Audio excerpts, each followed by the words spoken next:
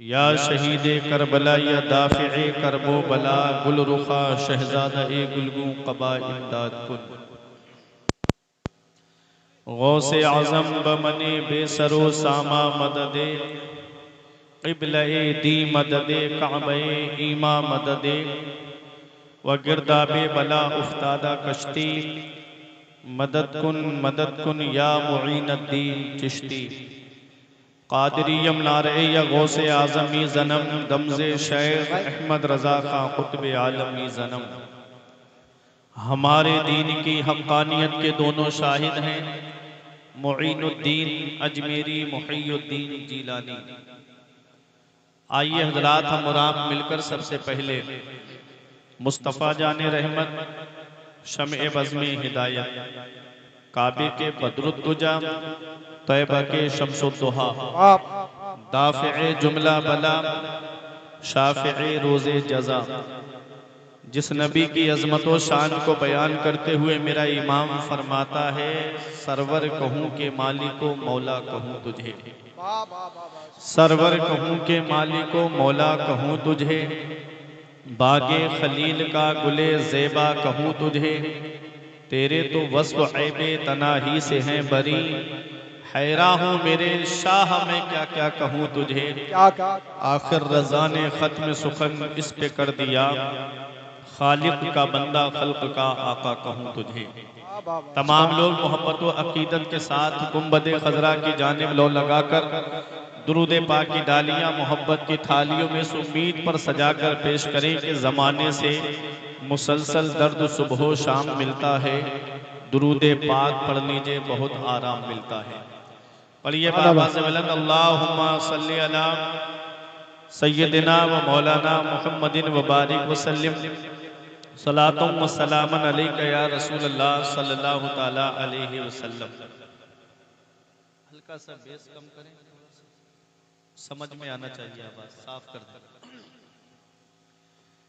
सरे शाम से लेकर अब तक ये प्रोग्राम उम्दतुन नुक़बा,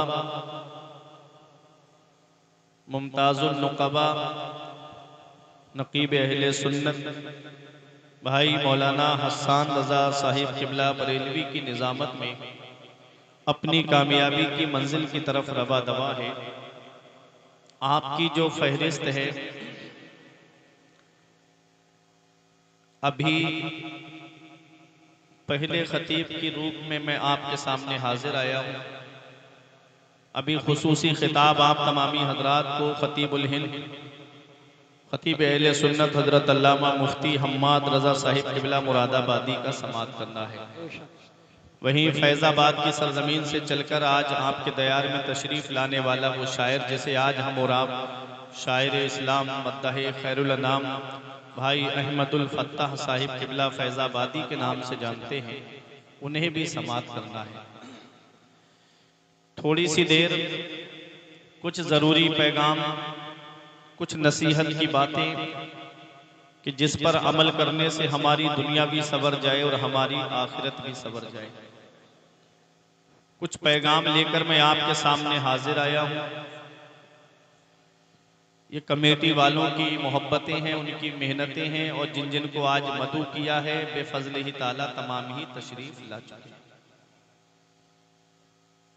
एक शेर सुने कि तेरे होठों पे ज़माने की बुराई कैसी, तेरे होठों पे ज़माने की बुराई कैसी, एक कतरे की समंदर से लड़ाई कैसी, अपनी बिगड़ी हुई औलाद पे रोने वाले, अपनी बिगड़ी हुई औलाद पे रोने वाले, कुछ जरा सोच खिलाई थी कमाई कैसी।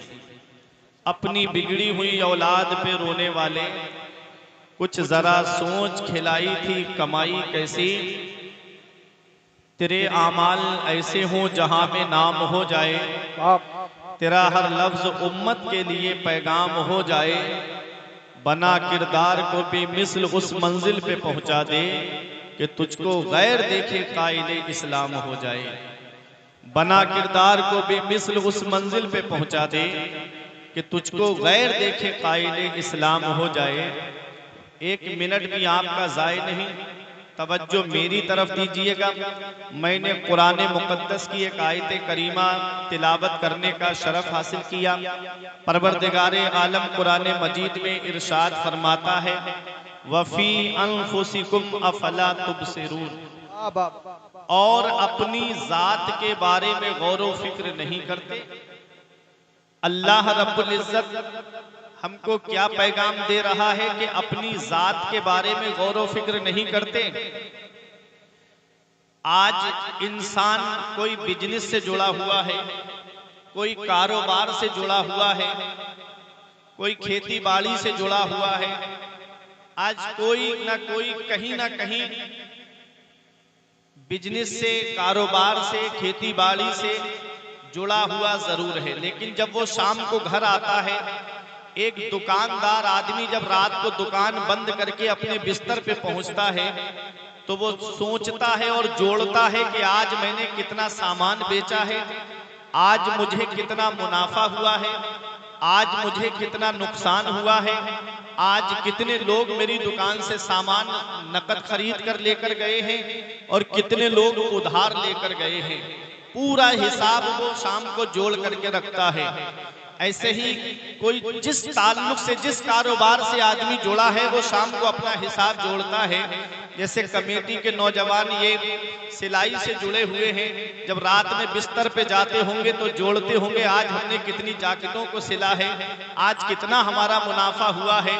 एक बात मैं आपसे पूछना चाहता हूं, हर आदमी किसी ना किसी चीज से जुड़ा हुआ है, और जब वो बिस्तर पे पहुंचता है तो वो अपने बारे में सोचता है कि आज मैंने इतना मुनाफा कमाया, आज मुझे इतना लॉस हुआ, इतना नुकसान हुआ। एक बात बताओ, कभी बिस्तर पे लेटते वक्त एक बार भी दिल में ये ख्याल आया कि आज पूरे दिन में हमने कितने वक्त की नमाज पढ़ी है? कभी एक बार भी रात में लेटते वक्त बिस्तर पे ख्याल आया कि आज मैंने कितनी नेकियां की हैं और आज मैंने कितने गुनाह किए हैं, कितने लोगों को मैंने सताया है, कितने लोगों को मैंने परेशान किया है, कितने लोगों को मैंने नफा पहुंचाया है? एक बार भी हमारे दिल में ये ख्याल नहीं आता है, एक बार भी हमारे दिल में ये बात नहीं पहुंचती कि आज हमने कितने नेक काम किए हैं। मेरा रब फरमाता है, अपनी जात के बारे में गौर व फिक्र करो, अपनी जात के बारे में गौर व फिक्र करो, अपने वजूद पर गौर करो। अल्लाह ने कितनी नेमतों से तुमको नवाजा है। ये हाथ अल्लाह की नेमत है, ये पैर अल्लाह की नेमत है, ये जुबान अल्लाह की नेमत है, ये कान अल्लाह की नेमत है, ये आंखें अल्लाह की नेमत है, ये दांत अल्लाह की नेमत है, ये हार्ट हमारा सलामत है, ये अल्लाह की नेमत है, ये किडनियां जो हमारी सलामत है, ये अल्लाह की नेमत है, ये लीवर जो हमारा बराबर काम कर रहा है, ये अल्लाह की नेमत है।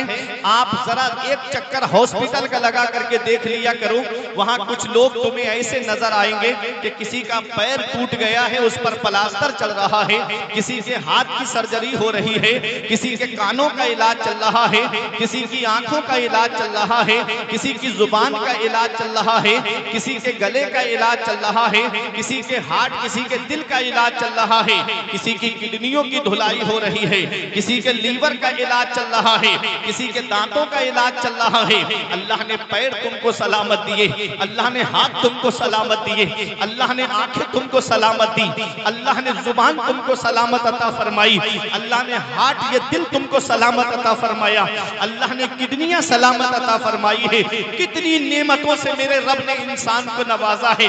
औलाद अल्लाह की नेमत है, बीबी अल्लाह की नेमत है, माँ बाप अल्लाह की नेमत है, ये मकान अल्लाह की नेमत है, ये हरियालियां अल्लाह की नेमत है, ये दौलत अल्लाह की नेमत है। बेशुमार नेमतों से उस रब ने हमको नवाजा है। एक किस्म के चावल से पेट भर जाता, उसने अलग अलग किस्म के चावल हमको अता फरमाए। एक किस्म का आटा है, उससे कितनी नेमतें बनती हैं। उसी आटे से रोटी बनती है, उसी से समोसा बनता है, उसी से जलेबी बनती है। अगर तेरा पेट रोटी से नहीं भरता तो समोसा खा के पेट भर ले। कितना मेहरबान है मेरा रब अपने बंदों पर, उसने कितनी नेमतों से हमको नवाजा है।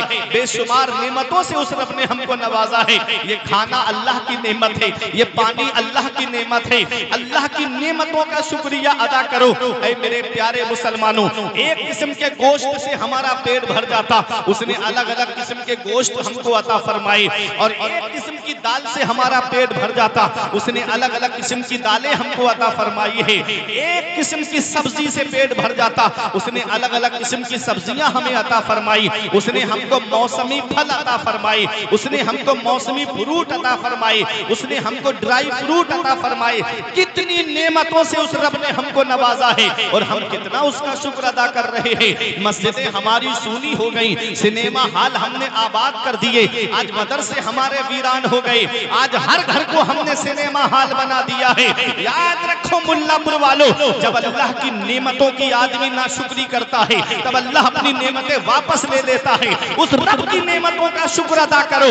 बड़े बड़े दौलत वाले दुनिया में आए, बड़े बड़े पैसे वाले दुनिया में आए, आज उनका नाम लेने वाला कोई नहीं है। और जो अल्लाह की नेमतों का शुक्र अदा करता है, सदियां गुजर गई है, लोग आज भी उनको याद कर रहे हैं। देख लो गौसे आजम को पर्दा किए हुए 800 साल के वक्त करीब वक्त गुजर गया, लेकिन आज मुल्लापुर की सरजमीन पर उनके नाम की महफिल सजी हुई है। आज उनको दुनिया में याद किया जा रहा है। वजह क्या है? वजह यह है खैरुन नासी मन यनफउन नास, जो लोगों को नफा पहुंचाता है। लोगों में बेहतर वो है जो लोगों को नफा पहुंचाए, जो दूसरों को फायदा पहुंचाए। गौसे आजम ने दूसरों को फायदा पहुंचाया। जब तक दुनिया बाकी रहेगी गौसे आजम को याद किया जाता रहेगा। जब तक दुनिया बाकी रहेगी गरीब नवाज को याद किया जाता रहेगा। जब तक दुनिया बाकी रहेगी साबिर पाक को याद किया जाता रहेगा। जब तक दुनिया बाकी रहेगी मदार पाक को याद किया जाता रहेगा। जब तक दुनिया बाकी रहेगी आला हजरत को याद किया जाता रहेगा।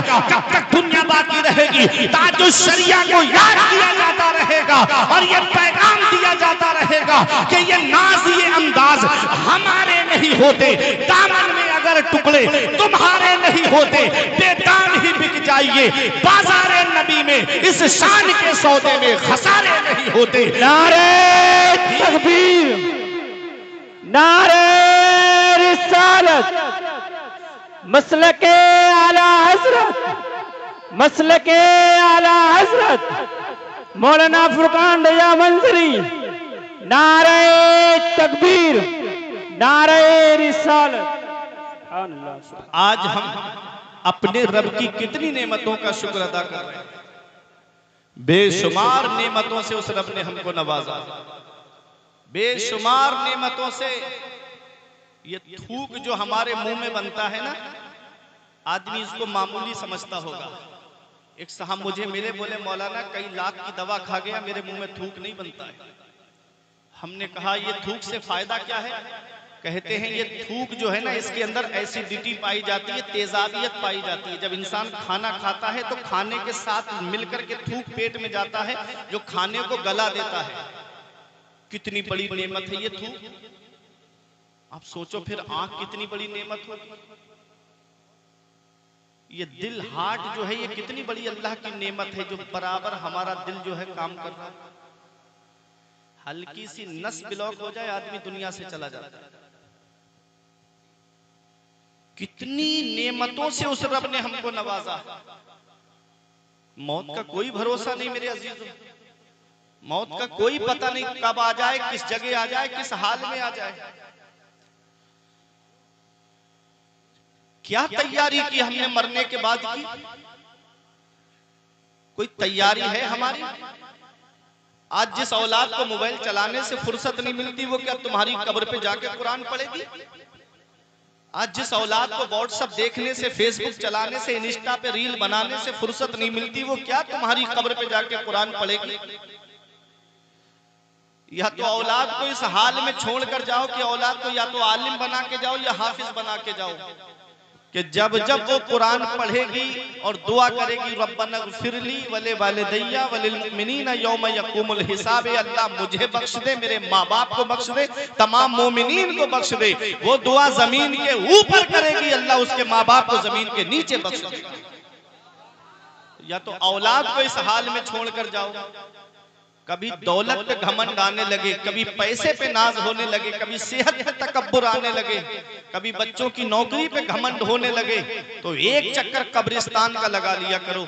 वहां तुमसे ज्यादा दौलत वाले मिलेंगे, वहां तुमसे ज्यादा पैसे वाले मिलेंगे, वहां तुमसे ज्यादा सरमाए वाले मिलेंगे। वो जिनकी नाक पे कभी मक्खी नहीं बैठती थी, आज उनके जिस्म को मिट्टी ने गला सड़ा करके एक तरफ कर दिया। सारे रुतबे मिट्टी में मिल गए, घमंड मिट्टी में मिल गया, तकब्बुर मिट्टी में मिल गया। घमंड किस बात पे, तकब्बुर किस बात पे? मरने के बाद आदमी को कब्र के अंदर जाना है।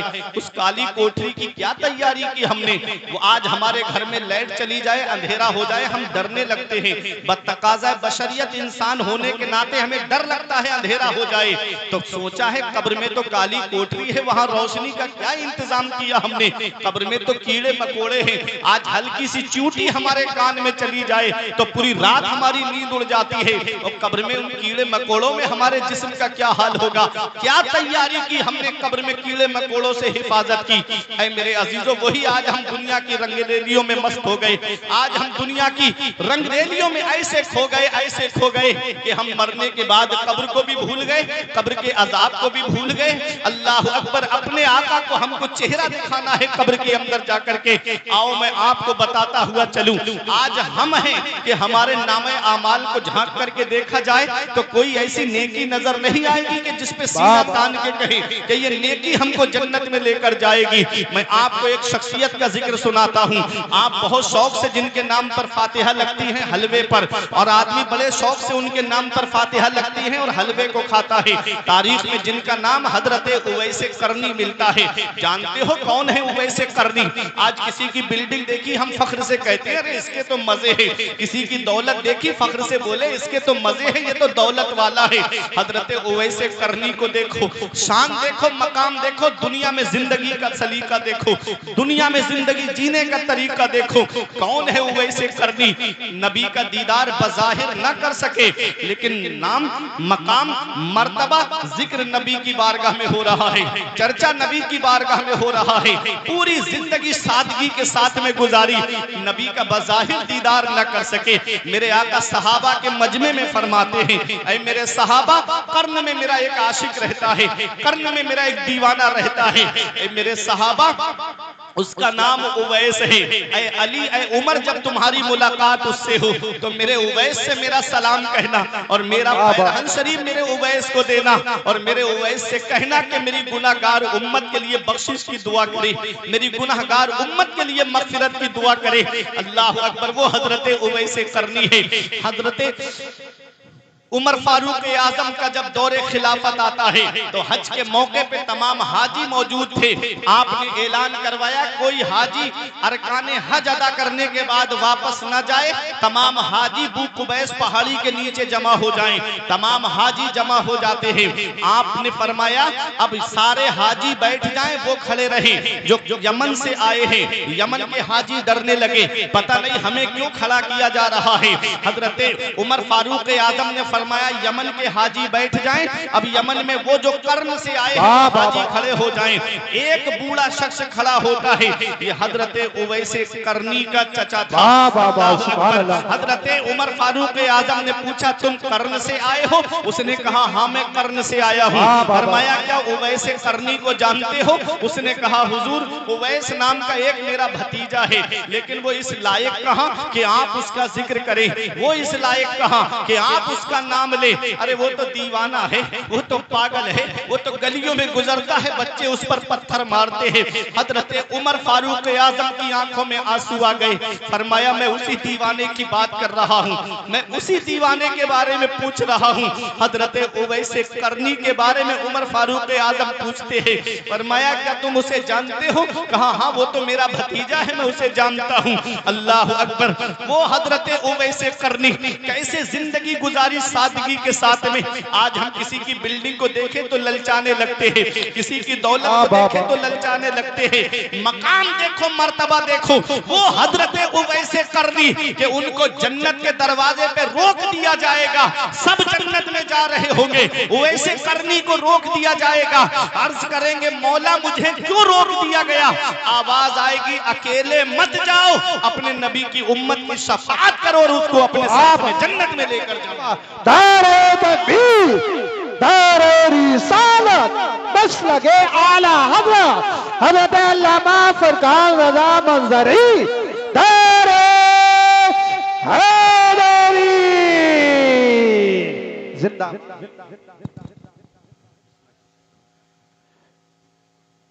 वो हजरते उवैसे करनी कैसे सादगी के साथ में जिंदगी गुजारी, कैसे सादगी के साथ में वो हजरते उवैसे करनी कि जब गलियों से गुजरते तो बच्चे उन पर पत्थर मारते थे, तो उवैसे करनी कहते बच्चों मुझे मोटे मोटे पत्थरों से न मारा करो, जब तुम मुझे मोटे पत्थर मारते हो तो मेरे जिस्म से खून निकलता है जिससे मेरा वुजू टूट जाता है, मुझे छोटे छोटे पत्थरों से मारा करो ताकि खून निकले, मेरे जिस्म पे चोट तो लगे खून ना निकले ताकि मेरा वुजू सलामत रहे। अल्लाहु अकबर। वो हजरत उवैसे करनी। आज हमें भूख लगे तो हम खाना खाने के लिए ढाबों में जाते हैं, होटलों पे जाते हैं।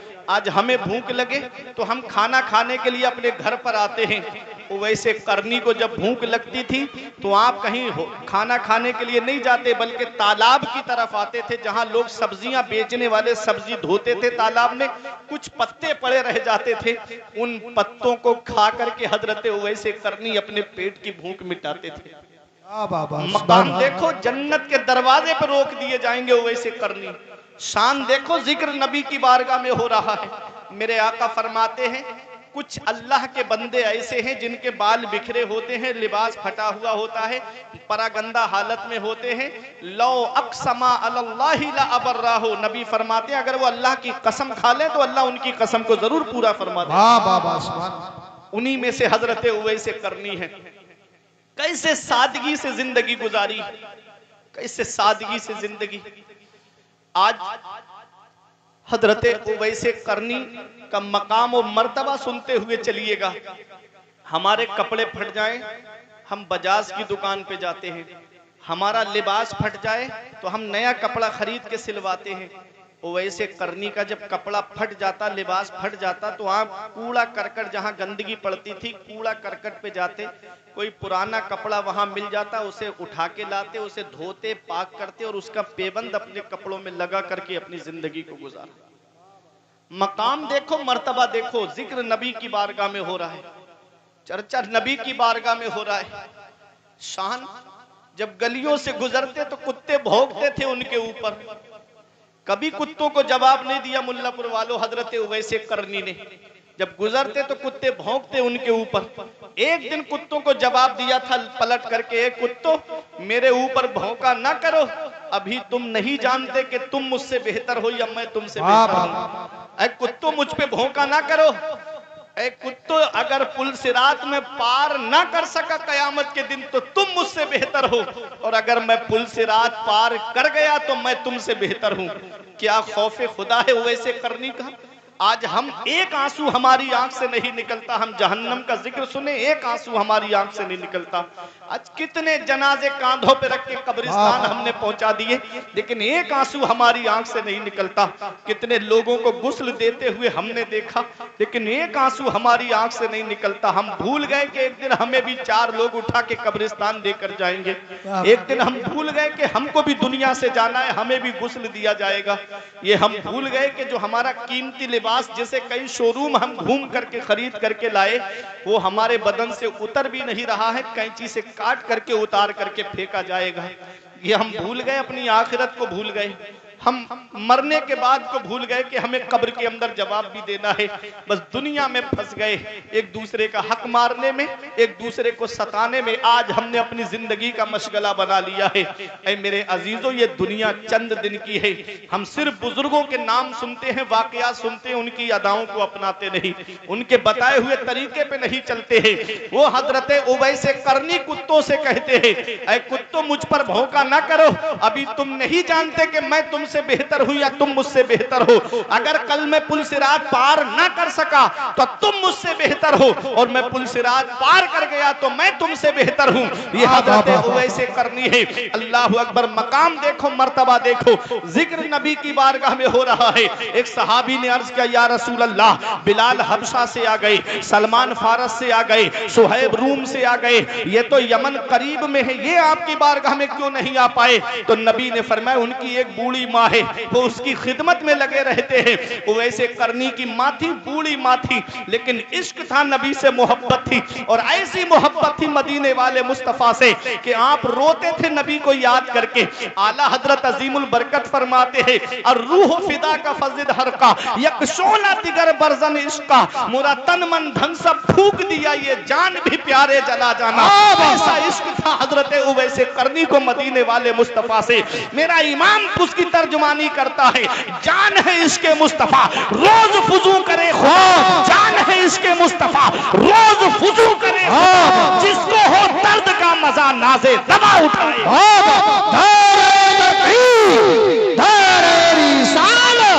बस लगे आला हज़रत, इश्क मोहब्बत, इश्क मोहब्बत, प्यार मोहब्बत, प्यार मोहब्बत, उलमाए सुन्नत, सरजमीने मुल्ला खेड़ा, जिंदाबाद जिंदाबाद। जिसको हो दर्द का मजा नाजे दवा उठाए क्यों, आका की मोहब्बत में रोते रहते थे। एक दिन अपनी माँ के पैर दबा रहे थे, माँ के पैर दबा रहे थे, खिदमत कर रहे थे। अल्लाह अकबर, माँ के पैर दबाने का भी एक अलग ही सवाब है, माँ के पैर दबाने का एक अलग ही इनाम मिलता है। एक बहुत बड़े मुहद्दिस गुजरे हैं जिनको हजरत अबू इसहाक कहते हैं। उनसे एक तालिबे इल्म ने कहा, हजरत रात मैंने एक ऐसा ख्वाब देखा है कि आपकी दाढ़ी शरीफ के अंदर हीरे जवाहिरात लगे हुए हैं। तो दूसरे ने कहा, हजरत मैंने भी ऐसा ही ख्वाब देखा है। तब आपने उनसे फरमाया बच्चों से कि ऐ बच्चों, रात में अपनी माँ के पैर दबा रहा था और मेरी दाढ़ी माँ के पैरों से बार बार टच हो रही थी। अरे ऐसी दाढ़ी जो माँ के पैरों से बार बार टच हो, में हीरे जवाहिरात नहीं लगेंगे तो फिर और क्या लगेगा? तो ये माँ बाप की खिदमत है जिसका सिला अलग मिलता है। ये माँ बाप की खिदमत का इनाम है जिसका अलग ही इनाम मिलता है। आज इंसान माँ की खिदमत नहीं करता, आज बाप की खिदमत नहीं करता। कितने माँ बाप हैं जो घरों के अंदर आंसू बहा रहे हैं औलाद की वजह से। औलाद जवान हुई, 4 पैसे क्या कमाने लगी, उसने सोचा कि अब ये तो पैसे मैंने अपनी मेहनत से कमाए हैं, ये दौलत मैंने अपनी मेहनत से कमाई है, ये मकान मैंने अपनी मेहनत से बनाया है, ये जमीन मैंने अपने मेहनत के पैसे से खरीदी है। आओ मैं एक वाकया आपको सुनाता हूँ। मेरे आका की बारगाह में एक सहाबी आए और अर्ज करते हैं, या रसूल अल्लाह, मेरा बाप मेरा सारा माल खर्च करना चाहता है। मेरे आका हुजूर सल्लल्लाहु अलैहि वसल्लम ने उनके वालिद को बुलवाया। बुजुर्ग सहाबी थे, बूढ़े सहाबी थे, एक डंडे का सहारा लेकर के आका की बारगाह में आ रहे थे। जब उनको ये पता चला ना कि उनके बेटे ने उनकी शिकायत आका से की है, तो आंखों में आंसू आ गए। रास्ते में दिल ही दिल में अरबी में अशार कहने लगे। अल्लाह अकबर, वो अरबी के अशार ऐसे थे, आका को बताया नहीं, बस दिल ही दिल में गुनगुनाते हुए आ रहे थे। जब आए आका की बारगाह में तो मेरे आका ने इरशाद फरमाया, जो तुमने रास्ते में अशार कहे हैं वो जरा मुझे सुनाओ। बताया नहीं, ये मेरे आका की शान है। मेरे आका तो दिलों के राज जानते हैं, मेरे आका तो दिलों के खतरात से वाकिफ हैं। आला हजरत पुकार के कहते हैं, और कोई गैब क्या तुमसे नेहा हो भला, और कोई गैब क्या तुमसे नेहा हो भला, जब ना खुदा ही छुपा तुम पे करोड़ों गुरु बाबा। धारे तकबीर, धारे रिसालत, बस लगे आला हज़रत, उलमाए सुन्नत, बस्ती बस्ती करिया करिया, इल्म का दरिया, फैज़ का दरिया, कौन बने मेहमाने काबा, हज़रत अल्लामा फरमान रज़ा मंज़री, दारे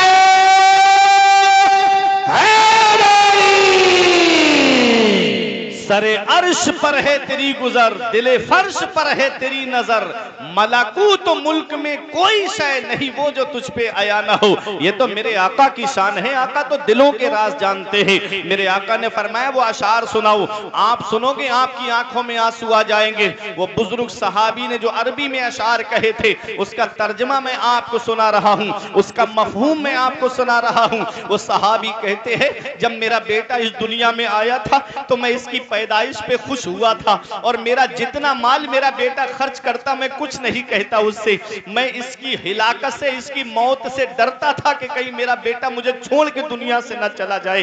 वो कहते हैं कि इसे तकलीफ होती थी तो मैं तड़प जाता था।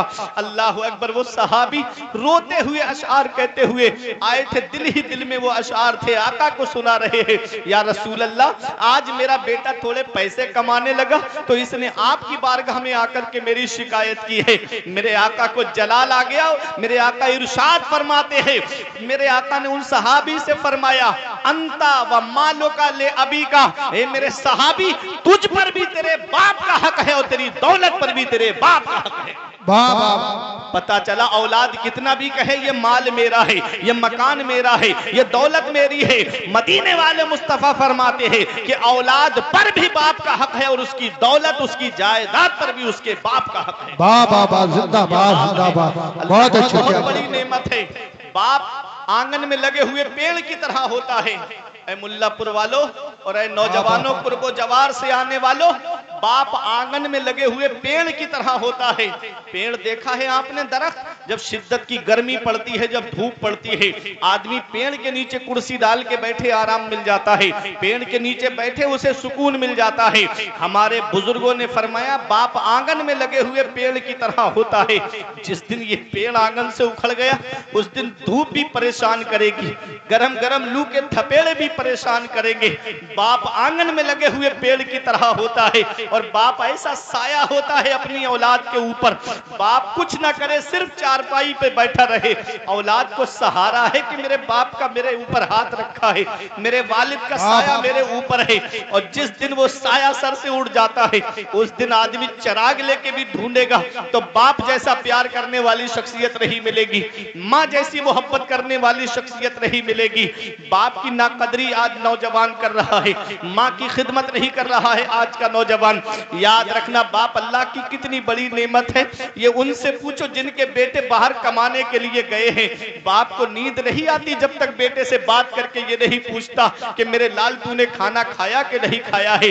माँ है कि बार बार फोन करके पूछती मेरे लाल तेरी तबीयत कैसी है। अगर बेटा बाहर बीमार पड़ जाए तो माँ इधर तड़पने लगती है कि मुझे खाना अच्छा नहीं लगता, पता नहीं मेरे बेटे की तबीयत कैसी है। ये माँ है माँ और ये बाप है। इसका पता तब चलता है जब ये साए हमारे सर से उड़ जाते हैं। जिस दिन माँ बाप की चारपाई घर से उड़ गई, चिराग लेके भी ढूंढोगे तो माँ जैसा प्यार करने वाली शख्सियत नहीं मिलेगी, बाप जैसा प्यार करने वाली शख्सियत नहीं मिलेगी। इस वक्त के बारे में तो सोचा भी न था। बेटों से बुढ़ापे में हुई खत्म रसाई, घर बार तो बांट लिए शौक से फुरकान, हिस्से में किसी के मगर माँ नहीं आई। वक्त ठुकरा देगा एक दिन मेरी सारी ये कुर्बानियां, दामने उम्मीद में फकत नाकामियां रह जाएंगी। शादियों के बाद बेटे तो अलग हो जाएंगे, बाप के हाथों में फकत बैसाखियां रह जाएगी। आका के वसीले से कभी तो नमाज से औलाद माँ ने मांगी थी बंदा नवाज से। अरे अब्बा की आंख का जो चश्मा ना ला सके मैयत पे आ रहे हैं हवाई जहाज से।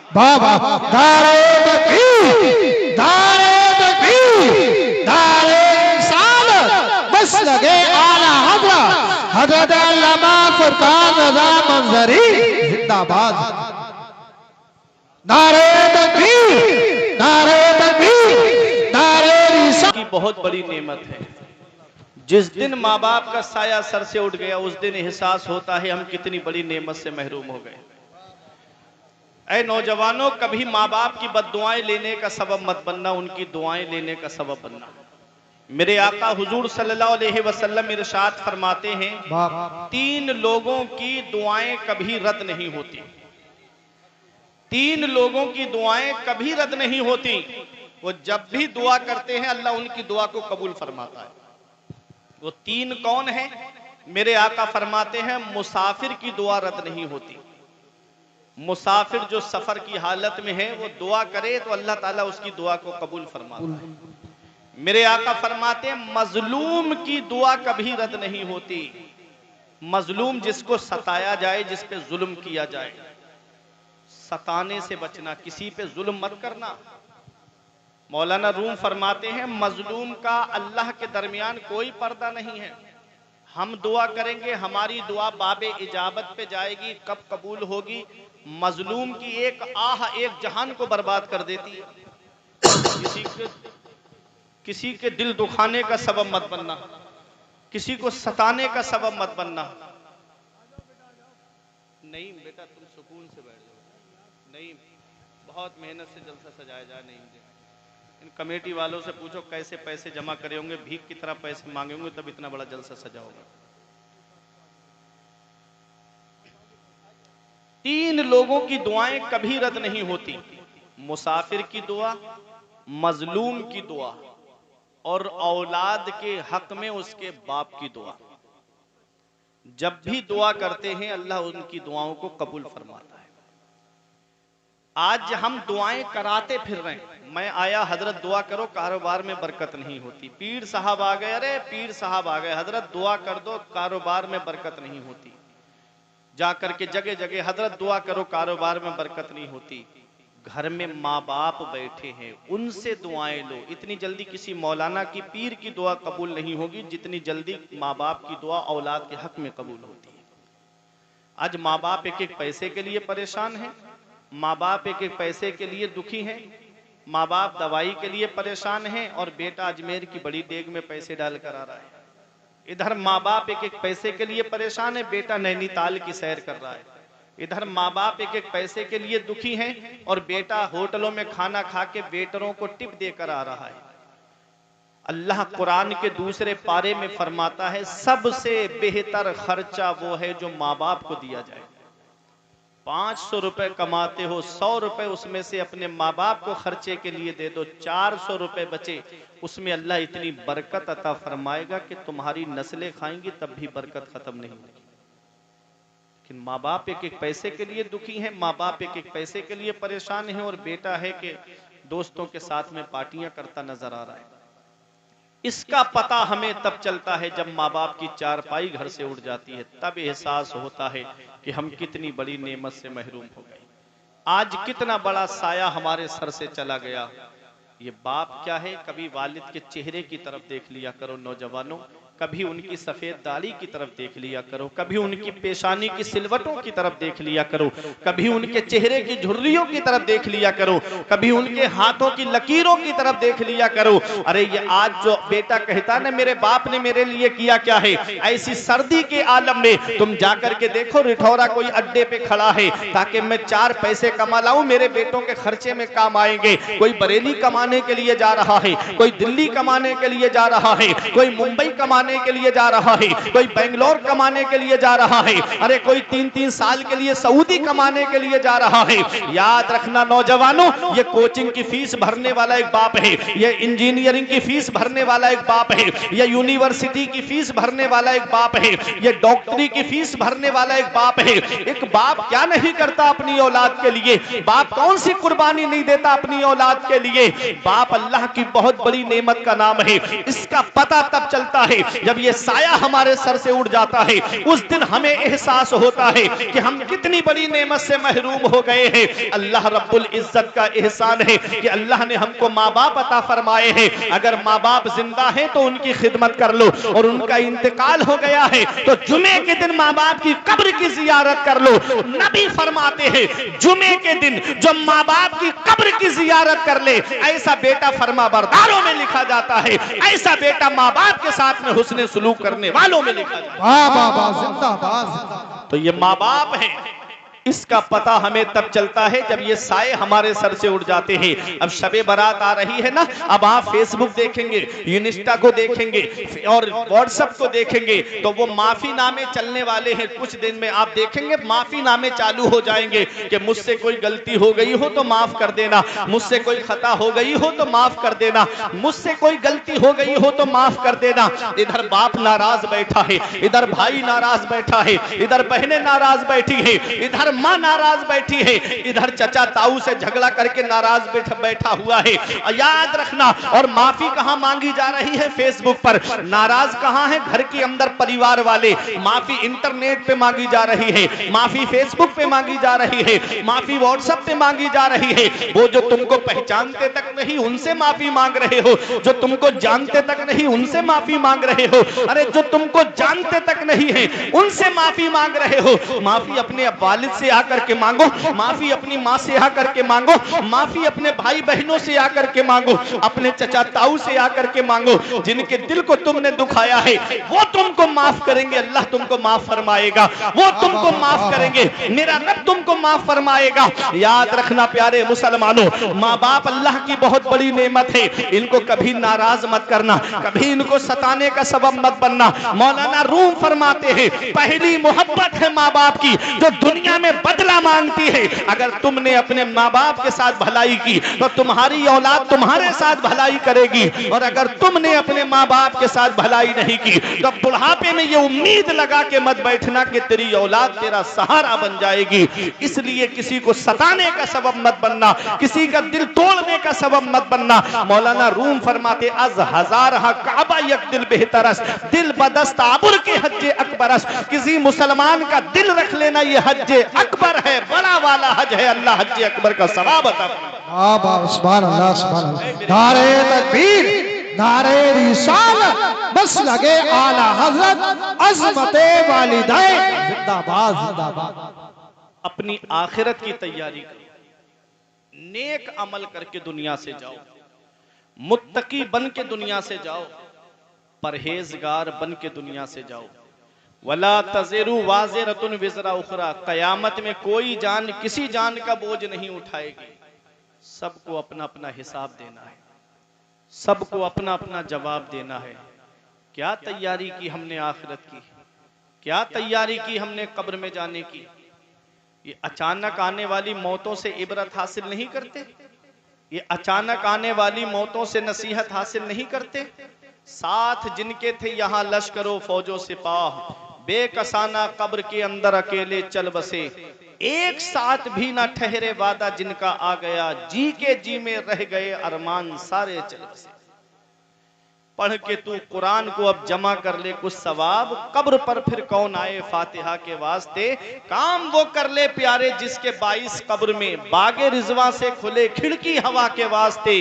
काम दोजक के किए जन्नत का है उम्मीदवार, कसरे जन्नत तो बना है पारसा के वास्ते। वाह वाह। जो मुत्तकी हैं, जो परहेजगार हैं, वो डरते हैं अपने रब से। उनके दिल में खौफे खुदा है कि हम अपने रब के सामने खड़े कैसे होंगे, हम जवाब कैसे देंगे। और एक हम हैं कि हमारी आंख से एक आंसू नहीं निकलता। अजाबे कब्र को सुने हंसी मजाक, कब्रिस्तानों में आदमी जुआ खेल रहा है, कोई मैच खेल रहा है, कोई वहां पर जाकर के हंसी मजाक कर रहा है, कोई मोबाइल चला रहा है। कब्रिस्तान जो इबरत की जगह है, जहां से हमारे बुजुर्ग गुजरते थे तो रोते थे खड़े होके, आंखों से आंसू निकलते, दाढ़ी भीग जाती, आंसू जमीन पे गिरने लगते, खड़े होके इतना रोते इतना रोते। मौला अली शेरे खुदा गुजरते तो खड़े होके रोने लगते। पूछने वाले पूछते आप इतना रोते हो? तो कहते हैं ये कब्र दुनिया की मंजिलों में आखिरी मंजिल है और आखिरत की मंजिलों में सबसे पहली मंजिल है। कब्र के सवालों के जवाब में पास हो गया तो आगे आसानियां हैं, और फंस गया तो आगे बड़ी मुश्किलें हैं। ये वो हैं जो दुनिया में जिन्हें जन्नती होने की खुशखबरी और बशारत मिली है। एक हम है कि हमारी आंख से एक आंसू नहीं निकलता। हाथों से तूने अपने दफनाए कितने मुर्दे, आंखों से तूने अपनी कितने जनाजे देखे। इस बात को ना भूलो सबका यही हशर है, दुनिया के ऐ मुसाफिर मंजिल तेरी कब्र है। अपनी कब्र की तैयारी करो, अपनी आखिरत की तैयारी करो। मैंने नौजवानों को दुनिया से जाते देखा, मैंने बच्चों को दुनिया से जाते देखा, मैंने बूढ़ों को दुनिया से जाते हुए देखा। याद रख हर आन आखिर मौत है, बंतु मत अनजान आखिर मौत है। मरते जाते हैं हजारों आदमी, आकिलो नादान आखिर मौत है। बारहा इल्मी तुझे समझा चुके, मान या मत मान आखिर मौत है। आज हम अल्लाह की नेमतों का शुक्रिया अदा नहीं कर रहे, अपनी जात के बारे में गौर व फिक्र नहीं कर रहे। आज हम दुनिया की आग में अपनी उंगली को नहीं डाल सकते, तो जहन्नम की आग जो काली है, जो इतनी सख्त है, तो बताओ उस आग में जलना कैसे बर्दाश्त कर पाएंगे। आज किसी के मकान में आग लग जाए और बेटा अंदर हो तो वो पूरी कोशिश करेगा, पूरी जान लगा देगा अपने बेटे को बचाने के लिए कि मैं बेटे को जलने नहीं दूंगा। आज दुनिया की आग के लिए आप इतना परेशान हो जाते हो, कभी जहन्नम की आग के बारे में भी सोचा है? वहां जलता हुआ बेटे को कैसे बर्दाश्त करोगे? ये मोबाइल क्या है, रात में क्या करता है मोबाइल? सिर्फ दो काम है मोबाइल के।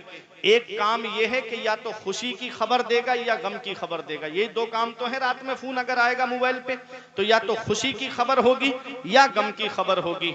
आदमी कितना भी जागा हुआ हो और सो जाए रात में आराम से और मोबाइल की टून बज जाए, घंटी बज जाए तो आदमी की आंख खुल जाती है, उठ के बैठ जाता है। हमने कहा क्यों उठ गए? कहा मोबाइल की घंटी ने उठा दिया। ये मोबाइल की घंटी की आवाज सुनकर आदमी की आंख खुल जाती है। फजर में अजान की आवाज सुनकर की आंख क्यों नहीं खुलती? फजर में अजान की आवाज सुनकर की आंख क्यों नहीं खुलती? अल्लाह अकबर। अभी कुछ दिन पहले मैं बहराइच शरीफ प्रोग्राम में गया था, 12वीं शरीफ के मौके पे। वहां इंटरनेट बंद हो गया था। 3 दिन में उधरी इलाके में रहा तो इंटरनेट बंद था। तब मैंने वहां के लोगों की दीवानगी देखी थी। शराबस्ती बराबर में जिला है, बहराइच जिले का इंटरनेट बंद था लेकिन शराबस्ती का चालू था। तो लोग बहराइच से शराबस्ती जाकर के इंटरनेट वहां पर जाकर के चला रहे थे। कोई व्हाट्सएप चेक कर रहा था, कोई फेसबुक चेक कर रहा था, कोई यूट्यूब पे खबरें देखने का आदी है तो खबरें देख रहा था। ये इंटरनेट बंद हो गया तो आदमी परेशान हो गया। अब जरा सोचो, एक दिन हमारी जिंदगी का अलार्म बंद हो जाएगा, कभी हमने सोचा? नेट बंद हो गया तो चालू हो जाएगा, लेकिन जब दुनिया से चले गए तो वापसी का चांस नहीं। अल्लाह के एक वली का वाकया सुनो, तकरीर खत्म करने जा रहा हूं। हजरत बहलूल दाना का नाम आपने सुना होगा, एक अल्लाह के वली गुजरे। आप कब्रिस्तान में बैठे थे, बादशाह गुजर के जा रहा था। उसने कहा बाबा कभी महल की तरफ भी आ जाया करो, कभी बस्ती की तरफ भी आ जाया करो, देखो शहर कैसा आबाद है। तो हजरत बहलूल दाना ने कहा शहर वाले खुद यहाँ पर आ रहे हैं, मैं शहर आकर के क्या करूंगा? ये कब्रिस्तान है। एक दिन बादशाह गुजर के जा रहा था, अपने हाथी पे बैठा था पूरे फोर्स के साथ में। क्या देखा कि रोड पूरा जाम है। बादशाह बोला क्या मामला है, रोड जाम क्यों है? कहा एक दीवाना है, बीच रोड पे खड़ा है और दोनों हाथों में उसके पत्थर है। कभी इधर पत्थर उठाता है, कभी इधर वालों के पत्थर उठाता है। बादशाह उतरा और जाकर के देखा तो हजरत बहलूल दाना थे। तो बादशाह जाके कहता है बाबा क्या मामला है? कहा कि इन लोगों की मैं उससे सुलह करा रहा हूं, लोगों की, बंदों की अल्लाह से सुलह करा रहा हूं। तो बादशाह बोला सुलह हो गई? तो बहलूल दाना बोले कि वो तो मान रहा है लेकिन ये लोग नहीं मान रहे हैं। वो कह रहा है मैं सुलह कर लूंगा, इनसे कहो कि 5 वक्त की नमाज पढ़े। वो कह रहा है मैं सुलह कर लूंगा, इनसे कहो कि ये झूठ बोलना छोड़ दें। वो कह रहा है कि मैं सुलह कर लूंगा, इनसे कहो कि ये हमेशा सच बोले। वो कह रहा है इनसे कहो कि मैं सुलह कर लूंगा, ये हलाल खाएं। वो कह रहा है कि मैं सुलह कर लूंगा, इनसे कहो कि ये किसी को सताए नहीं। बहलूल दाना ये कह रहे हैं कि वो तो मान रहा है मगर ये लोग नहीं मान रहे हैं। बादशाह गुजर के चला गया। 1 हफ्ते के बाद बादशाह ने क्या देखा कि वही कब्रिस्तान में बुजुर्ग हैं हजरत बहलूल दाना और दोनों हाथ में पत्थर है, कभी इधर खींचे कभी उधर खींचे। तो बादशाह बोला बाबा अब क्या कर रहे हो? तो हजरत बहलूल दाना कहते जगह बदली है, मैंने अपना काम नहीं बदला है, अब भी सुलह ही करा रहा हूं। कहा अब सुलह कैसी? तो कहा कि अब ये कब्रिस्तान वालों की सुलह रब से करा रहा हूं। कल वो मान रहा था तो ये लोग नहीं मान रहे थे, आज ये मान रहे हैं, वो नहीं मान रहा है। मरने के बाद कोई चांस नहीं मेरे अजीजों, मौत से पहले ही तौबा कर लो, दुनिया से जाने से पहले तौबा कर लो। ये अल्लाह वाले हैं जो कितनी नसीहत की बातें हमको बता के चले गए, कितने सच्चे पैगाम दे करके हमको चले गए। आज मौका है, सुलह कर लो, आज मौका है, जिंदगी की डोर चल रही है, तौबा कर लो, अपने रब को राजी कर लो। आज जो मुसलमान परेशान है, वजह यही है कि आज मुसलमान अपने रब को नाराज किए हुए है। आज अल्लाह हमसे नाराज है, उसका रसूल हमसे नाराज है, वरना मुसलमान कभी परेशान नहीं हुआ। रब फरमाता है वला तहिनु वला तहजनु व अंतुमुल आलौना इन कुंतुम मोमिनीन। गम मत करो, सुस्ती मत उठाओ, तुम ही बुलंद रहोगे बशर्त के तुम मुसलमान बन जाओ, बशर्त के तुम मोमिन बन जाओ। अब मोमिन की शान क्या है? मदीने वाले मुस्तफा फरमाते हैं मोमिन मोमिन के लिए बुनियाद में लगी हुई ईंट की तरह है। एक ईंट दूसरी ईंट को मजबूत करती है। एक ईंट रखी है, लात मारोगे दूर गिरेगी, और उसी को बुनियाद में ईंटों पे ईंटें लगा करके चुन दो तो दीवार हट नहीं सकती। ऐसे ही मोमिन की शान है कि एक मोमिन दूसरे मोमिन के लिए बुनियाद में लगी हुई ईंट की तरह है। एक ईंट दूसरी ईंट को मजबूत करती है। एक रास्ते से दो यहूदी गुजर के जा रहे थे, रास्ते में एक पत्थर पड़ा हुआ था। दूसरा यहूदी कहता है इस रास्ते से मुसलमान नहीं गुजरा है। दूसरे ने कहा कैसे पहचाना? कहा कि हदीस में है, नबी ने उनके फरमाया है इमाततुल अज़ा अनित तरीक, रास्ते से तकलीफ देने वाली चीज को हटा देना ये ईमान का एक हिस्सा है। अगर मुसलमान गुजरा होता तो ये पत्थर बीच रास्ते पे नहीं होता, इसको उठा करके किनारे कर देता।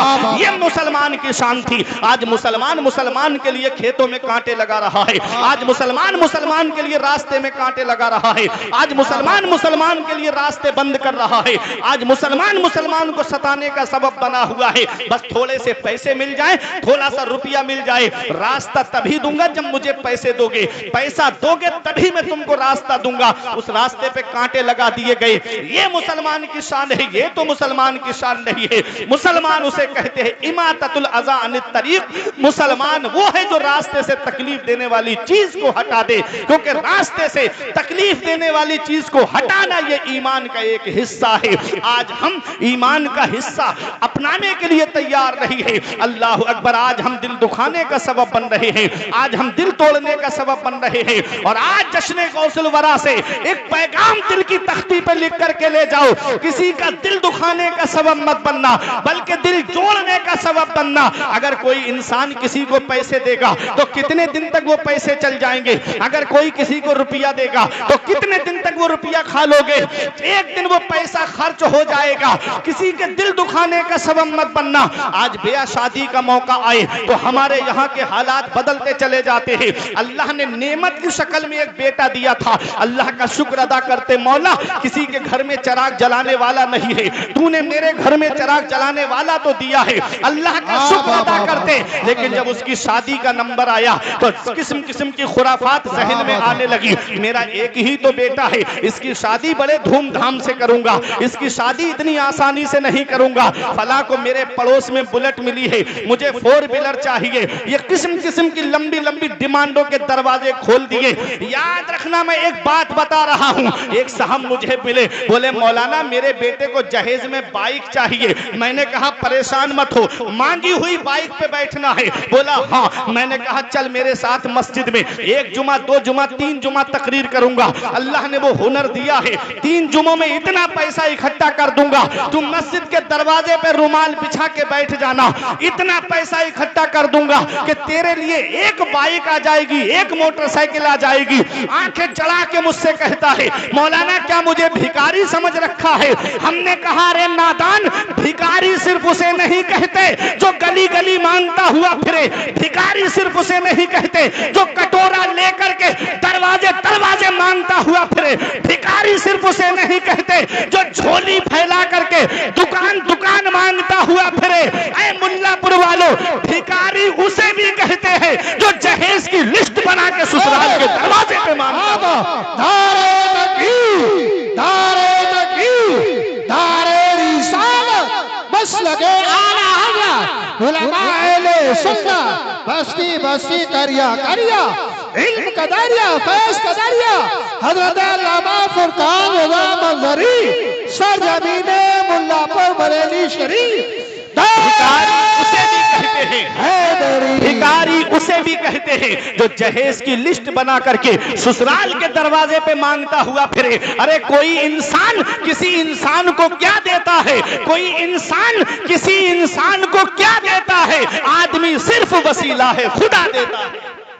आदमी सिर्फ वसीला है, खुदा देता है, किसी के देने से पूरा नहीं होता। अगर 3-4 लाख रुपए मिल भी जाएंगे तो कितने दिन तक घर का खर्चा चला लोगे। मैंने कार्ड का सामान दीमक को खाते हुए देखा, मैंने गाड़ियां डैमेज होते हुए देखी, मैंने जहेज के सामान को मिटते हुए देखा है। नबी की हदीस पाक पर अमल करो। नबी फरमाते हैं तुनकहुल मरअतु लिअरबइन लिमालिहा व लिहसबिहा व लिजमालिहा व लिदीनिहा फज़फर बिज़ातिद्दीन। नबी फरमाते हैं जब निकाह किया जाता है तो औरत की 4 चीजें देखी जाती है। या तो लड़की का माल देखकर निकाह किया जाता है, या लड़की का खानदान देखकर निकाह किया जाता है, या लड़की की खूबसूरती को देखकर निकाह किया जाता है, या उसकी दीनदारी को देखकर निकाह किया जाता है। क्या पैगाम दिया हमारे नबी ने, ऐ मेरे उम्मती जब तू निकाह करे तो लड़की की दौलत मत देखना, उसका खानदान मत देखना, उसका हुस्न व जमाल मत देखना, फज़फर बिज़ातिद्दीन।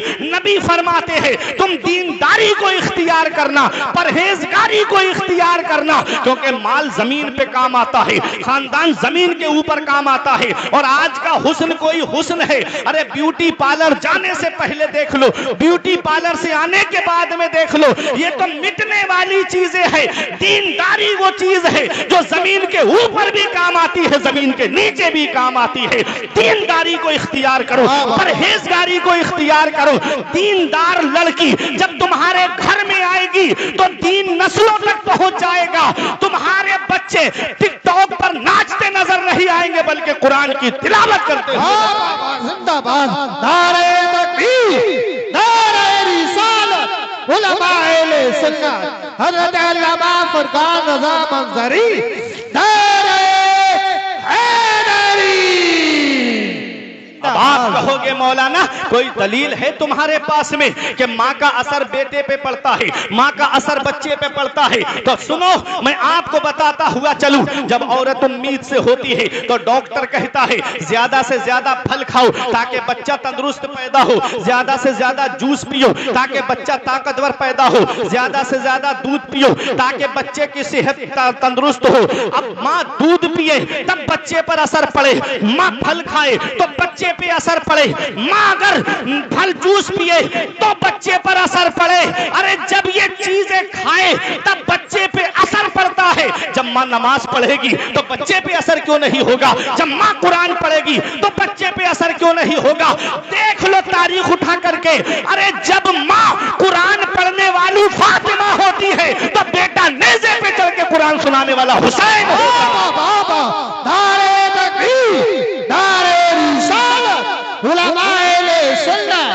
जिंदाबाद जिंदाबाद। जब माँ कुरान पढ़ने वाली फातिमा होती है तो बेटा नेज़े पे चढ़ के कुरान सुनाने वाला हुसैन होता है। माँ जब उम्मुल खैर फातिमा होती है तो बेटा बगदाद का गौसे आजम होता है। माँ जब माहे नूर बीबी होती है तो बेटा अजमेर का गरीब नवाज होता है। माँ जब साबिरा होती है तो बेटा अलाउद्दीन अली अहमद साबिर होता है। माँ जब ताहिरा होती है तो बेटा बाबा फरीदुद्दीन गंजे शकर होता है। अरे माँ जब नेक होती है तो बेटा मुजद्दिद आजम होता है। माँ जब नेक होती है तो बेटा हुज्जतुल इस्लाम होता है। माँ जब नेक होती है तो बेटा मुफ्ती आजम होता है। अब तमाम लोगों की तवज्जो, एक भाई भी खामोश नहीं रहेगा। अरे बाप वो है जो मुफस्सिरे कुरान है और माँ वो है जो अपने जेवर देकर मंजरे इस्लाम के मुदर्रिसों की तनख्वाह अदा कर दे तो उसके शिकम से जो बेटा दुनिया में आया उसी बेटे को दुनिया ताज शरिया के नाम से जाना। जिंदाबाद जिंदाबाद। बहुत अच्छे, क्या बात है, जिंदाबाद।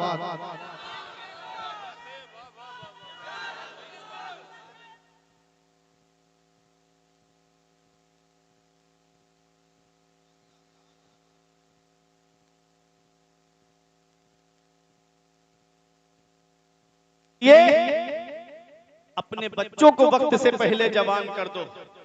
हीरो हीरोइन का किरदार देकर नहीं, फिल्मी एक्टरों का किरदार देकर नहीं, जवान करना है तो बगदाद के गौसे आजम का किरदार देकर जवान करो।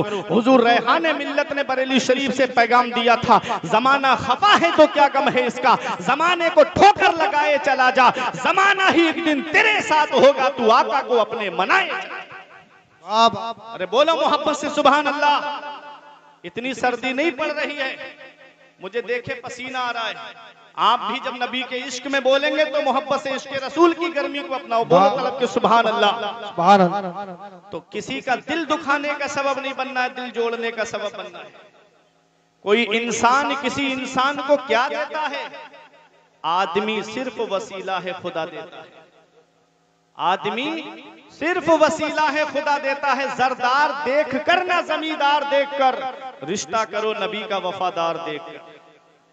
जरदार देखकर ना जमींदार देखकर, रिश्ता करो नबी का वफादार देखकर। आज बेटियां बोझ बनती जा रही हैं। क्यों? जहेज की लंबी लंबी डिमांड की वजह से। मेरे आका फरमाते हैं कुल्लुकुम राइन व कुल्लुकुम मसऊलुन अन रइयतिही। तुम में का हर शख्स जिम्मेदार है और अल्लाह कयामत के दिन हर शख्स से उसकी जिम्मेदारी के बारे में पूछेगा। बाप औलाद का जिम्मेदार है, छोटा भाई बड़ा भाई छोटे भाई बहनों का जिम्मेदार है, शौहर बीवी का जिम्मेदार है। हर शख्स से उसकी जिम्मेदारी के बारे में पूछा जाएगा। मस्जिद का इमाम तबलीग दीन के एतबार से अपनी बस्ती का जिम्मेदार है। हर शख्स जिम्मेदार है। अब मुझे बताओ, जब हम बेटे का निकाह करने के लिए जाएं, नबी की सुन्नत अदा करने जाएं, निकाह क्या है? नबी फरमाते अन निकाह मिन सुन्नती फमन रगेबा अन सुन्नती फलैसा मिन्नी। नबी फरमाते निकाह मेरी सुन्नत है, जिसने मेरी सुन्नत से एराज किया, रूगर्दानी की, नबी फरमाते हैं वो मुझसे नहीं है, वो मेरे तरीके पे नहीं है। मतलब हम नबी की सुन्नत अदा करने जा रहे हैं, नबी की सुन्नत। और उस सुन्नत की अदायगी के मौके पे बताओ, अगर डांस पार्टी नाचे तो क्या उस निकाह में बरकत होगी? बताओ मुल्लापुर वालों, अगर निकाह नबी की सुन्नत को अदा करते वक्त अगर डांस पार्टी नाचे उस निकाह में बरकत होगी? जिस शादी में एक हफ्ता पहले औरतें ढोल बजाना शुरू कर दें तो बताओ क्या उस शादी में बरकत होगी? जिस शादी में हल्दी की रस्म के नाम पे, मेहंदी की रस्म के नाम पे बेपर्दगी का बाजार गर्म किया जाए, क्या उस शादी में बरकत होगी? जिस शादी में बैंड बजे, बताओ क्या उस शादी में बरकत होगी? यही वजह है कि एक तो हफ्ता नहीं गुजरता बहू अपना चूल्हा अलग कर लेती है। अब ये साहब बैठे रो रहे हैं, मौलाना साहब किसी मौलाना का पता बता दो, कोई आमिल बता दो। हमने कहा क्या हुआ? कहा मेरा बेटा चला गया। हमने कहा इन्ना लिल्लाह। बोले मरा नहीं है, जिंदा है। हमने कहा कहाँ चला गया? बोले बहू ने उस पे अपना कब्जा कर लिया, अब वो ना हमारी बात सुन रहा है ना अपनी माँ की बात सुन रहा है। हमने कहा तो परेशान क्यों हो? कहने लगे मौलाना मेरा पला पलाया बेटा मेरे हाथ से चला गया, मुझे भी बताओ, मैं भी किसी मौलाना से करा के लाऊंगा, उसे अपने कब्जे में करूंगा। हमने कहा लड़की की कोई गलती नहीं है। बोले आप भी ऐसी बात कर रहे हो? हमने कहा लड़की की कोई गलती नहीं है। अरे तुमने अपने बेटे की कीमत बोली थी, तुमने अपने बेटे की कीमत लगवाई थी और उसके बाप ने उसे खरीद करके उसको दिया है। अब जो इंसान जिस चीज को खरीदता है उस पर कब्जा उसी का होता है जो उसकी कीमत को चुकाता है। तुमने तो जहेज के नाम पर बेटे की बोली लगवाई, उसके बाप ने वो बोली को पूरा किया है, अब उस पर लड़की का कब्जा नहीं होगा तो बताओ किसका कब्जा? इसलिए शादी करो तो ऐसी करो सादगी के साथ जैसे अली का अक्द हुआ फातिमा के साथ, जैसे अली का अक्द हुआ फातिमा के साथ। हमने कहा हम मांगने से मना नहीं करते, मांगो, मांगना मोमिन की शान है।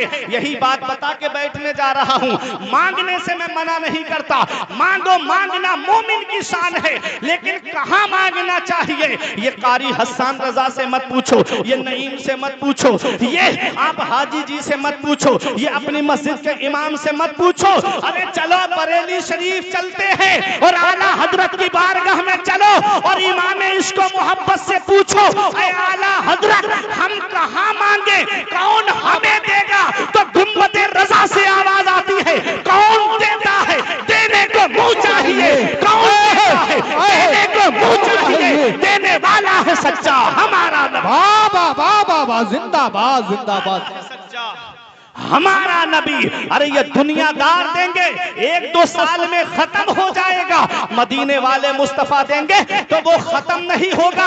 हातिम ताई ताई के पोते ने एक सैयद से कहा, एक आले रसूल से कहा, मेरा दादा वो है जो 7 दरवाजों से बांटता है, और बांटने की शान ये है कि एक दरवाजे पे लेकर के जब दूसरे दरवाजे पर आए तब भी देता है, तीसरे पे आ जाए तब भी देता है, चौथे पे आए तब भी देता है, 5वें पर आए तब भी देता है, 6ठे 7वें तक आ जाए तब भी मना नहीं करता है, मेरा दादा तब भी देता है। तो आले रसूल ने कहा वो तेरा दादा है, सैयद ने कहा वो तेरा दादा है जो 7 दरवाजों से बांटता है, तब भी साइल का सवाल पूरा नहीं होता है। अरे मेरे नाना की ये शान है कि एक दरवाजे से बांटते हैं, और जो भी एक बार मेरे नाना की चौखट पर आ जाए कयामत तक किसी के सामने हाथ नहीं फैलाता है। वाह क्या जूदो करम है शहे बतहा तेरा, वाह क्या जूदो करम है शहे बतहा तेरा, नहीं सुनता ही नहीं मांगने वाला तेरा, बाबा नहीं सुनता ही नहीं मांगने वाला तेरा, वही रब है जिसने तुझको हमतन करम बनाया, हमें भीख मांगने को तेरा आस्था बताया। मांगना है तो रब की बारगाह में आकर के मांगो, मांगना है नबी के दर से मांगो, अल्लाह देगा, उसका रसूल देगा, तब घर का गुजारा होगा। किसी के सामने हाथ मत फैलाना, जहेज की लंबी लंबी डिमांडों के नाम पे किसी के सामने झुकना नहीं, बस कहना मेरा रब जो मुझे देगा वो मेरे लिए काफी है, और जो किस्मत में आपके पास आपके लिए है वो आपके पास आएगा। मौला अली शेर खुदा फरमाते हैं, किस्मत का रिस्क इंसान को ऐसे तलाश करता है जैसे मरने वाले को मौत तलाश करती है। तो जो आपकी किस्मत में है वो आपको मिलेगा, किसी के सामने झुकना नहीं, हाथ नहीं फैलाना, ये पैगाम है आज के जलसे से मेरा आपके लिए। और जब शादी करने जाओ तो अपने बच्चों की शादी में शैतान को शामिल मत करना। ये डांस पार्टियां, ये बैंड बाजे थोड़ी देर का मजा है, उसके बाद वो सन्नाटा है, वो खामोशी है, पैसा भी खर्च हो गया, तकलीफ भी, गम भी। अल्लाह और उसके रसूल के जिक्र से शुरुआत करोगे तो शादी में भी बरकत होगी, घर में भी बरकत होगी, आने वाली नस्ल में भी बरकत होगी। वफी अनफुसिकुम अफला तुबसिरून, अपनी जात के बारे में गौर व फिक्र नहीं करते, और जब निकाह करने के लिए जाओ तो गरीबों की बेटियों को अपनाया करो। वो तो किस्मत वाले हैं कि जिन्हें खिदमत खल्क का मौका मिल जाता है, वो नसीब वाले हैं कि जिन्हें खिदमत करने का मौका मिल जाता है। मदीने वाले मुस्तफ़ा फरमाते हैं, खैरुन नास मन यनफउन नास, लोगों में सबसे बेहतर वो है जो लोगों को फायदा पहुंचाए, जो लोगों को नफा पहुंचाए। अल्हम्दुलिल्लाह ये आप देख रहे हैं, ये हुसैनी वेलफेयर सोसाइटी के नौजवान कितनी जिम्मेदारी उठाए हुए हैं। जब मैं जलसे से बोल रहा हूं तो कोई जिम्मेदारी ही चीज होगी ना, कितनी जिम्मेदारी उठाए हुए हैं। कहीं गरीब बेटियों के जब शादी का मामला आता है तो ये खामोशी के साथ में उसके जहेज का पूरा इंतजाम कर देते हैं। चंद लोग मिलकर के पूरा जहेज का इंतजाम करते हैं। अल्हम्दुलिल्लाह ईद के बाद 5 लड़कियों की शादी की जिम्मेदारी उठाए हुए हैं।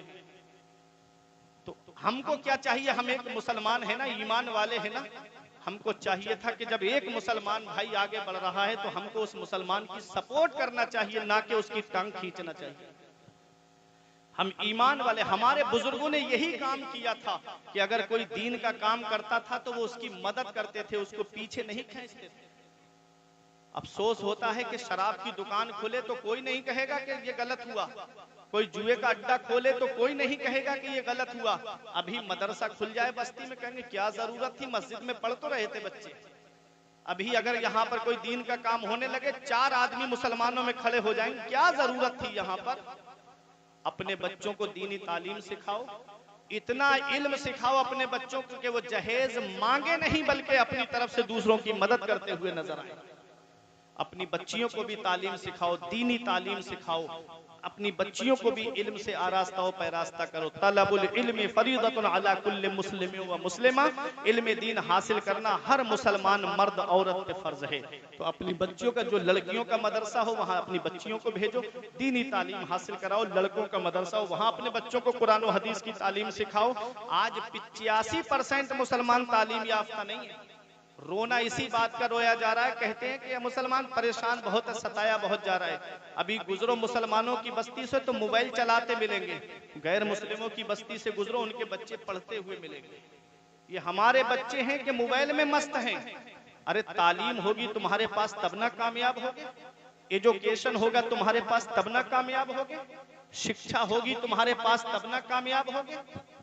पैगंबर इस्लाम ने जब मक्के शरीफ में नबूवत का ऐलान किया था तो सिर्फ 17 लोग लिखना पढ़ना जानते थे, और जब आका मक्के से मदीना हिजरत करके तशरीफ लाए 23 साल की इस कलील मुद्दत में मदीने वाले मुस्तफा ने 1.25 लाख सहाबाए किराम के हाथ में कलम और उनको तालीम से आरास्ता और पैरास्ता कर दिया।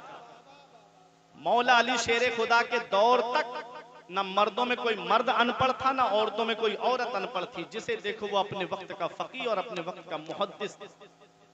ये तालीम का दौर गुजरा है हमारा। आज हम तालीम से दूर हुए इसलिए परेशान हुए, शिक्षा से दूर हुए इसलिए परेशान हुए।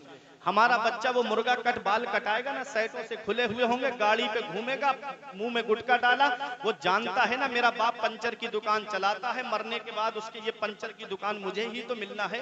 वो सोचता है मेरे बाप की बाल कटिंग की दुकान है, मुझे तो इसी दुकान पे बैठना है। आगे नहीं सोचता कब तक दूसरों की गाड़ियों के पंचर जोड़ते रहोगे। इतनी तालीम हासिल करो कि तुम किसी की गाड़ी का पंचर ना जोड़ो, बल्कि दूसरे तुम्हारी गाड़ियों का पंचर जोड़ते रहो। तो इल्म हासिल करो। महरेरा शरीफ से आवाज उठी थी, हुजूर नजीब मिल्लत की आधी रोटी खाइए, बच्चों को पढ़ाइए, बच्चों के पास तालीम होगी। हुजूर नजीब मिल्लत ने फरमाया जलसे हल्के कर दो, मदरसे मजबूत कर दो। जब मदरसे मजबूत होंगे तब ना तुमको आलिम मिलेंगे, जब मदरसे मजबूत होंगे तब ना मुसल्ले पे इमाम मिलेंगे, जब मदरसे मजबूत होंगे तब ना तुमको कौम के लिए रहनुमाई करने वाले आलिम मिलेंगे, और जब मदरसे ही कमजोर हो जाएंगे तो आलिम तुमको कहां से मिलेंगे। इसलिए मदरसे मजबूत करो, जलसे हल्के करो, मदरसे मजबूत करो, दीन को फरोग दो, तालीम को फरोग दो, अपने बच्चों को पढ़ाओ, अपने बच्चों को तालीम सिखाओ।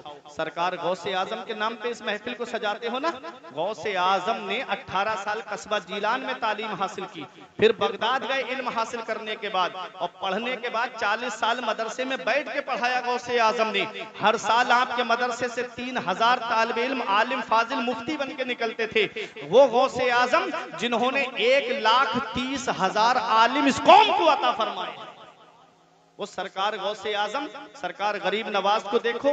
आप संजर में पैदा हुए, इल्म हासिल करने समरकंद गए, बुखारा गए, फिर हिंदुस्तान में आए। हमारे बुजुर्गों ने पहले इल्म हासिल किया, तालीम हासिल की, फिर उसके बाद अल्लाह ने वो मकाम उनको अता फरमाए हैं कि जब तक दुनिया बाकी रहेगी आज लोग उनका जिक्र करते रहेंगे, उनको याद करते रहेंगे। तो तालीम अपने बच्चों को सिखाओ, इल्म अपने बच्चों को सिखाओ। और ये जो हुसैनी वेलफेयर सोसाइटी के नौजवान हैं, ये कमेटी जो है यहाँ के नौजवान जुड़े हुए हैं अल्हम्दुलिल्लाह। कभी मौका आए तो आप भी इनके कदम से कदम मिला करके खड़े हो जाना, इनके साथ में चलना। किसी एक बेटी का घर अगर आपके पैसे से बस गया और उसने सच्चे दिल से दुआ दे दी तो अल्लाह ताला तुम्हारे घर में इतनी बरकतें अता फरमाएगा कि नस्लें खाएंगी तब भी वो बरकत खत्म नहीं होगी।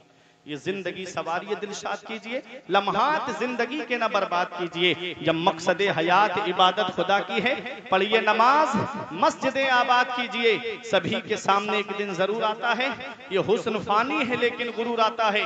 किसी क्रीम से पाउडर से कुछ नहीं होता, नमाज पढ़ने से चेहरे पे नूर आता है। परवरदिगार आलम की बारगाह में दुआ है, मेरे कुछ अर्ज करने में सबकत लिसानी की वजह से या बतकाज़ा बशरियत कोई गलती हो गई हो तो मौला मुझे माफ फरमाए। अस्तगफिरुल्लाह रब्बी मिन कुल्लि ज़ंबिन व अतूबु इलैह। कलमा तय्यब पढ़ने ला इलाहा इल्लल्लाहु मुहम्मदुर रसूलुल्लाह सल्लल्लाहु अलैहि वसल्लम।